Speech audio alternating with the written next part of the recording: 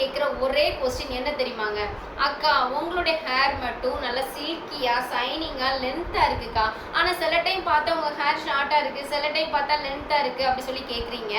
நான் எப்பவுமே 1 மந்த்துக்கு ஒரு டைம் வந்து என்னோட ஹேரை வந்து நான் கட் பண்ணிட்டே தாங்க இருப்பேன்.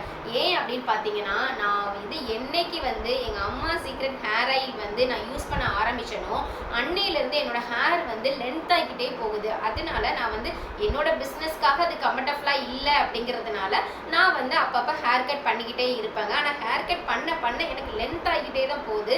வேற எந்த ஆயிலும் இல்லைங்க, இது நம்மளுடைய அம்மா சீக்ரெட் ஹேர் ஆயில் தாங்க.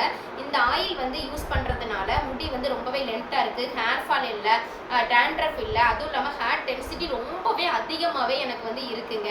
அது மட்டும் இல்லைங்க, இதில் வந்து 25 இன்க்ரீடியன்ஸ் ப்ளஸ் வந்து முயல் ரத்தமும் நம்ம வந்து ஆட் பண்ணி தான் இந்த ஆயில் வந்து ப்ரிப்பேர் பண்ணி சேல்ஸ் பண்ணிக்கிட்டு இருக்கோம்.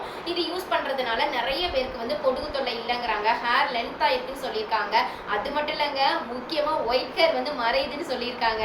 நீங்கள் உங்களுக்கும் இந்த ஆயில் வேணும்னு நினச்சிங்கன்னா டிஸ்பிளேல தெரிகிற நம்பருக்கு வாட்ஸ்அப் மூலியமாக ஒரு மெசேஜ் மட்டும் போட்டு உங்களோட ஆர்டரை ஃபேஸ் பண்ணிக்கோங்க. இன்னும் ஏங்க வெயிட் பண்ணிட்டு இருக்கீங்க?